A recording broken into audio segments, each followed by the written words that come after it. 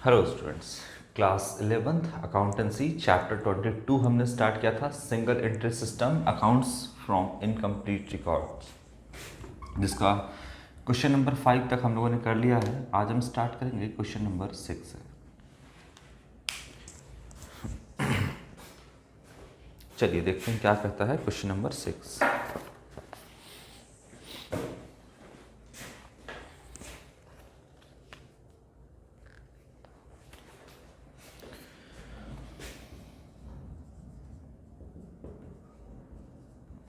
Credit sales can be calculated from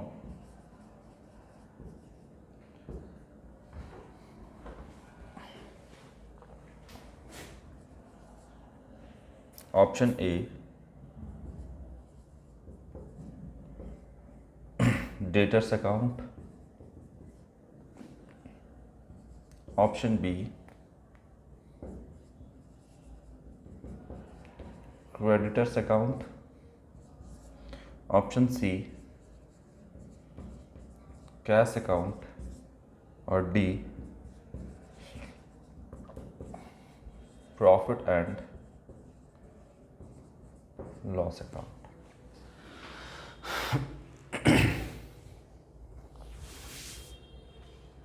देखिए, जब business credit sale करता है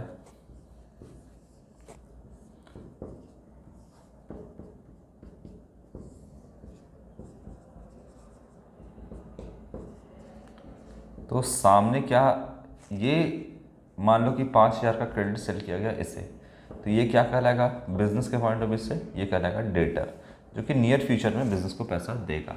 तो credit sale can be calculated from, credit sale can be calculated from debtors account. कितना credit sales किए हैं वो आपको यहाँ पर, कितना नंबर ऑफ डेटर है उससे आपको पता चल जाएगा कि कितना आपने उधार में सामान बेचा है। अगर हम सिंगल एंट्री सिस्टम की बात करें, अगर हम डबल एंट्री सिस्टम की बात करें, तो क्रेडिट सेल्स अगर हम करते हैं तो क्या एंट्री पास करते हैं? Debtors account debit to sales account, यही करते हैं, है ना। और मान लो कि डेटर अकाउंट आप यहाँ पे प्रिपेयर करोगे, डेटर्स अकाउंट अगर प्रिपेयर करते हो तो 5,000 रुपया इधर लिखोगे टू सेल्स के नाम से। ये 5,000 रुपये से क्या पता चल रहा है कि कितने का डेटर है, मतलब आपने कितने का क्रेडिट सेल किया है। तो credit sales can be calculated from debtor account. वही करे आपका होगा कि credit purchase can be calculated from, तो होगा क्रेडिटर्स अकाउंट। और cash sales can be, cash sales या cash purchase can be calculated from, तो कैश अकाउंट, है ना। प्रॉफिट एंड लॉस अकाउंट तो यहाँ पे बनता भी नहीं है। तो क्रेडिट सेल कितना किया है ये डेटर अकाउंट से आपका यहाँ पर कैलकुलेट किया जा सकता है। ठीक है, तो ये हो गया आपका क्वेश्चन नंबर 6। क्रेडिट सेल कितना किया है डेटर अकाउंट, क्रेडिट परचेस कितना किया है आपका क्रेडिटर अकाउंट से पता किया जा सकता है कि कितना क्रेडिट परचेस किया है बिजनेस ने।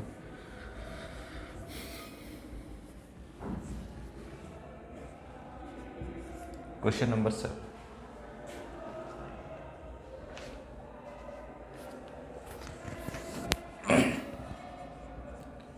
यूज ऑफ या uses of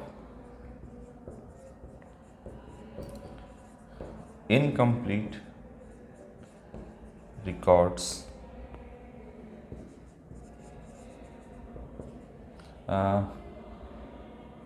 mechanism are, use of incomplete record mechanism are, कौन करता है इस मैकेनिज्म का इस्तेमाल?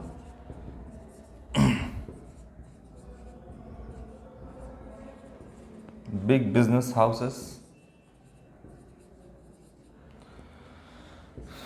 बी गवर्नमेंट कंपनीज,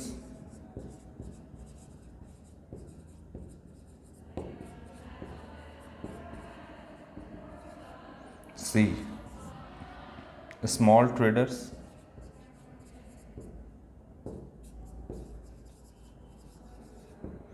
और D all of the above या ऑल ऑफ दीज? बोल।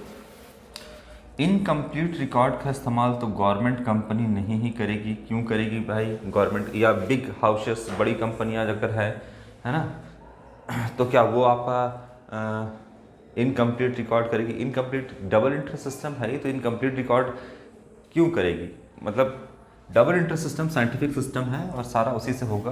बड़ी बड़ी कंपनी, गवर्नमेंट कंपनी या कोई भी कंपनी हो आपका, डबल एंट्री सिस्टम को फॉलो करती है। इनकम्प्लीट रिकॉर्ड है ना, सिंगल एंट्री को बहुत छोटे लेवल के जो व्यापारी होते हैं, जो स्मॉल ट्रेडर्स होते हैं, है ना, वो सिंगल एंट्री सिस्टम का सहारा लेते हैं। एक डायरी खोलो और डायरी में नोट करना शुरू करो, कितना सामान आया, कितना सामान बेचा गया, क्या कैसे सब कुछ किया गया, ये एक डायरी में वो लोग मेंटेन कर लेते हैं। तो स्मॉल जो बहुत बिजनेस होते हैं, एकदम छोटे लेवल का जो व्यापार होता है, वो आपका इनकम्प्लीट रिकॉर्ड रखते हैं, है ना। ज़रा सा भी आपका बिजनेस बड़ा होने लगा तो फिर आपको दिक्कत होगा, आपको डबल एंट्री सिस्टम का सहारा लेना पड़ेगा।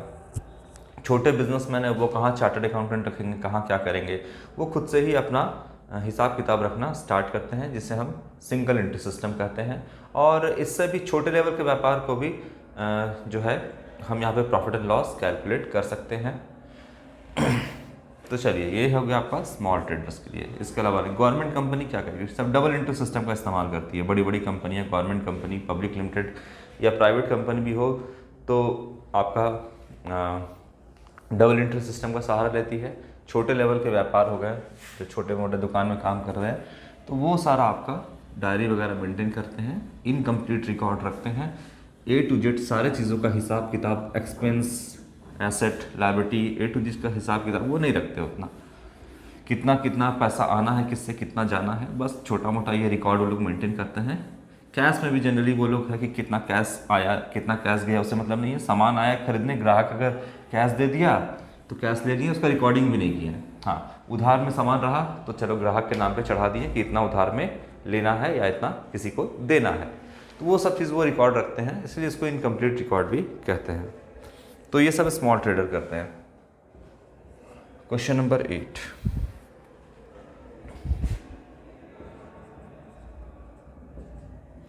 मेन बुक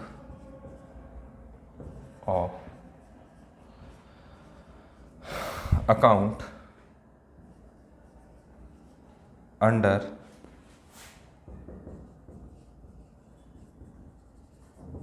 इनकम्प्लीट records,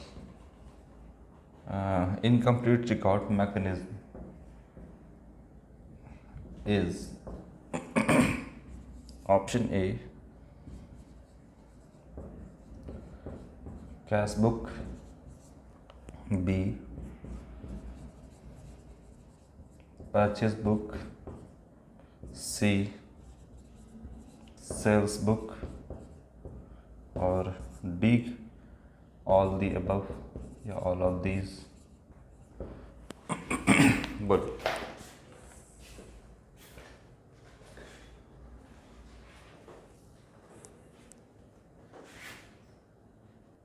चलिए, तो इसका आंसर होना चाहिए आपका कैश बुक। ठीक है, कैश बुक जनरली ये मेंटेन करते हैं कितना कैश आया, कितना कैश गया, है ना, इसके आधार पे बस कैश बुक या कैश अकाउंट बोलिए या कैश बुक बोलिए, इसमें मेंटेन करते हैं कितना कैश आया, कितना कैश गया, है ना, और कितना इनकम एक्सपेंडिचर, ये सब कुछ नहीं। कितना यानी डेटर से लेना है, कितना डेटर को देना है, बेसिकली कितना कितना कैश सेल्स हुआ है, कितना कैश सेल्स हुआ है, कितना आपका कैश परचेज हुआ है, ये सब कुछ रिकॉर्ड करने के लिए कैश बुक का इस्तेमाल करते हैं।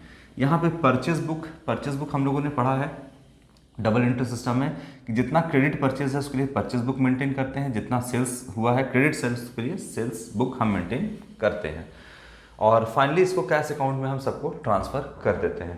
तो यहाँ पर जो मेंटेन करता है इनकम्प्लीट अकाउंट में, मेन बुक हो गया आपका यहाँ पर कैश बुक, है ना। परचेज बुक और यहाँ पर सेल्स बुक वगैरह मेंटेन नहीं करते हैं, कैश बुक मेंटेन कर लेते हैं क्योंकि कितना कैश का ट्रांजेक्शन है बस इसको रिकॉर्ड करने के लिए, है ना। और कैश बुक में भी कौन सा कैश, कितना हमने सामान लिया और कितना सामान उधार में लिया और कितना उधार में दिया, बेसिकली इसी के लिए। तो ये होगा आपका cash book. Option question number 9।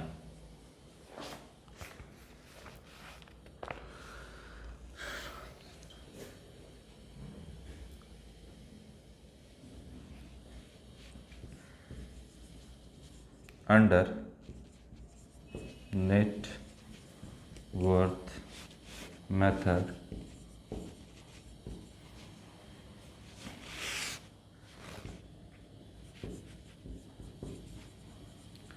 the profit is ascertained by preparing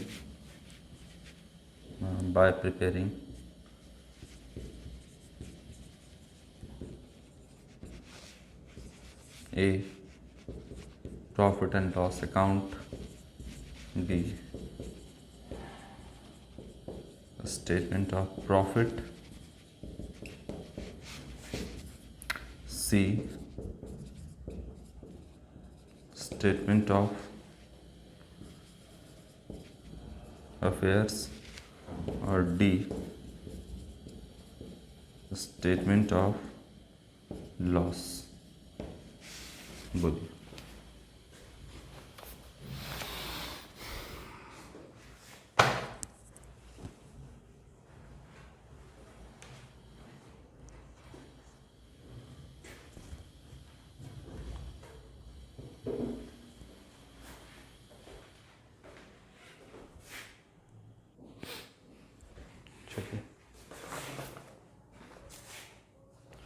तो under network method profit is certain bye preparing. क्या प्रिपेयर करते हैं इसमें? तो देखिए इसमें स्टेटमेंट ऑफ अफेयर पता करते हैं कि बिगनिंग में कितना था, मतलब स्टेटमेंट ऑफ अफेयर से पता करते हैं कि ओपनिंग कैपिटल कितना था और क्लोजिंग कैपिटल कितना था, है ना। तो प्रॉफिट निकालने के लिए नेट वर्थ यानी क्या है, कैपिटल क्या है आपका बिगनिंग में और एंड में, तो closing capital minus opening capital, ये करेंगे तो क्या निकल कर आ जाएगा? प्रॉफिट। तो क्या प्रिपेयर करते हैं इसमें? स्टेटमेंट ऑफ अफेयर यहाँ पे प्रिपेयर करते हैं, ठीक है। तो क्वेश्चन नंबर 9 का ऑप्शन सी यहाँ पे करेक्ट होगा।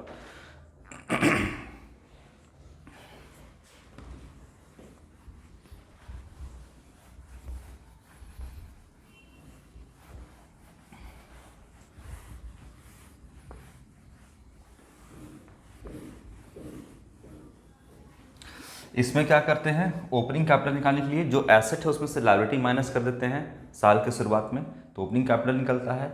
और साल के अंत में जितना भी स्टेटमेंट ऑफ अफेयर है जिसमें से एसेट में से टोटल आउटसाइड लायबिलिटी माइनस करते हैं तो क्लोजिंग कैपिटल निकलता है। और क्लोजिंग माइनस ओपनिंग करते हैं तो प्रॉफिट यहाँ पर निकलते ये आता है। ये आपका स्टेटमेंट ऑफ अफेयर से पता चलता है। तो यहाँ हो गया आपका क्वेश्चन नंबर 9। उसके बाद क्वेश्चन नंबर 10।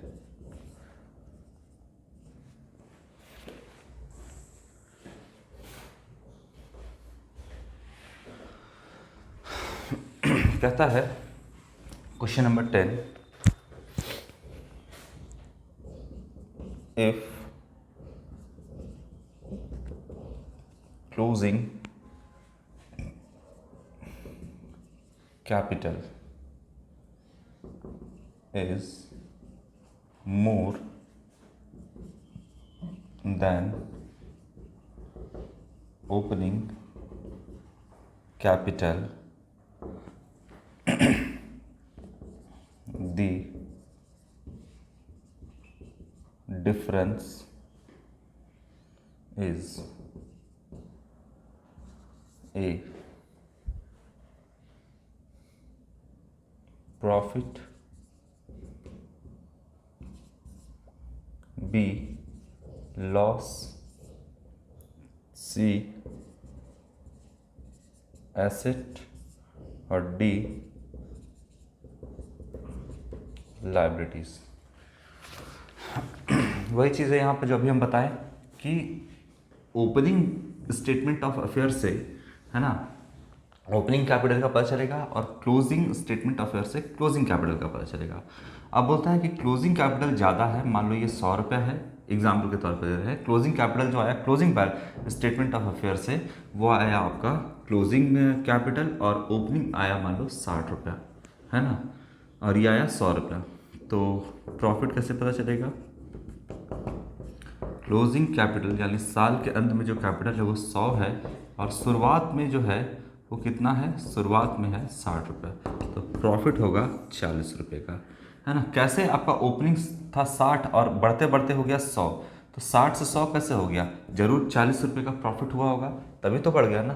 तो क्लोजिंग कैपिटल ज़्यादा है, ओपनिंग कैपिटल कम है, स्टेटमेंट ऑफ अफेयर से ये पता चलेगा। तो इसका जो डिफरेंस है वो आपका क्या होगा? प्रॉफिट। अगर इसका उल्टा हो गया कि ये हो गया आपका 100 और ये हो गया आपका 60, तो फिर क्या करिएगा? ओपनिंग माइनस क्लोजिंग करिएगा, और फिर आपका नुकसान हो जाएगा यहाँ पर कितना? 40 रुपये, यानी फिर लॉस होगा। लेकिन फिलहाल अभी उल्टा नहीं करते हैं, ये ठीक ठाक से आपका लिखा हुआ है। 100 है क्लोजिंग और ओपनिंग है, तो 60 से 100 कैसे हुआ? प्रॉफिट हुआ होगा 40 का, तभी तो 60 से 100 हुआ होगा ना। तो वही दोनों के बीच का डिफरेंस प्रॉफिट होता है। ऑप्शन ए करेक्ट है ना। बाकी एसेट और लायबिलिटी और लॉस कैसे कैलकुलेट करते हैं? तो अगर इसका उल्टा हो गया तो लॉस हो जाएगा। ओपनिंग 100 है, क्लोजिंग 60 है, तो लॉस हो जाएगा।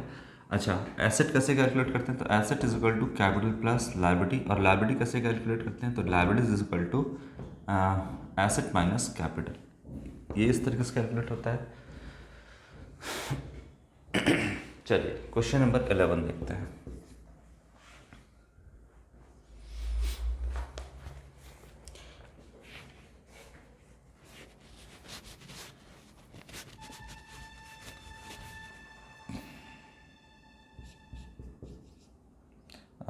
कह रहा है इनकम्प्लीट रिकॉर्ड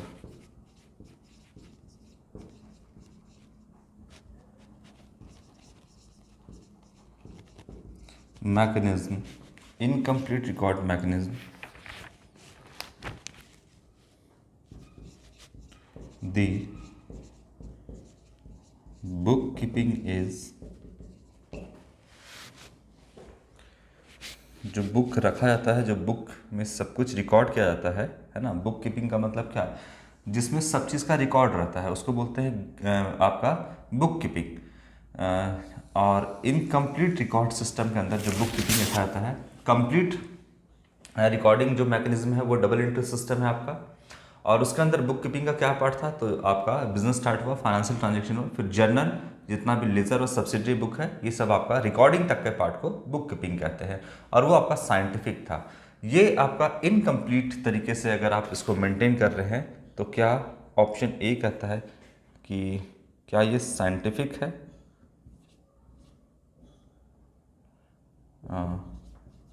साइंटिफिक होगा। बी कहता है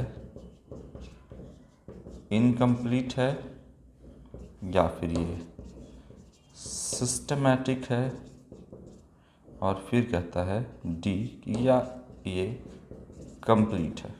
बोलिए।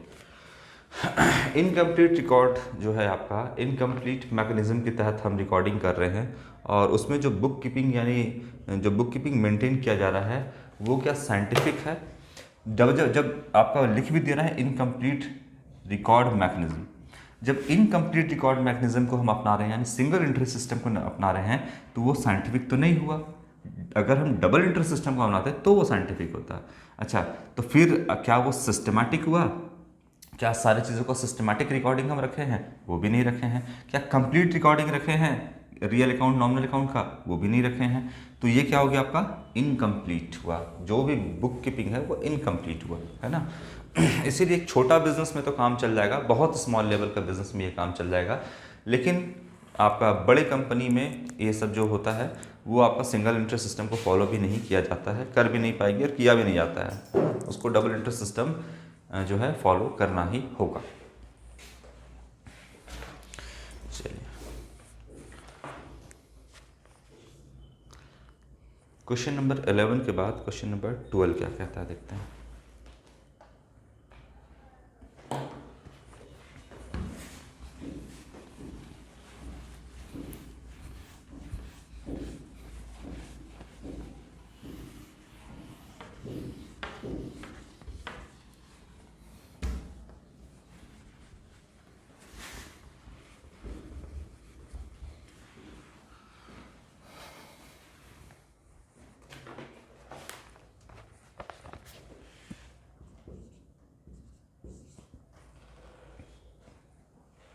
Opening capital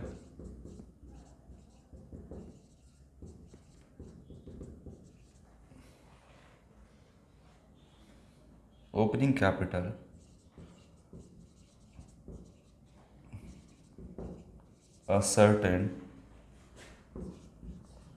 by preparing a opening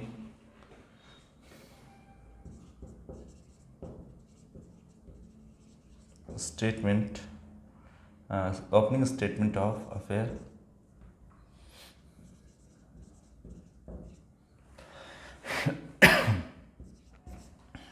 B debtors account C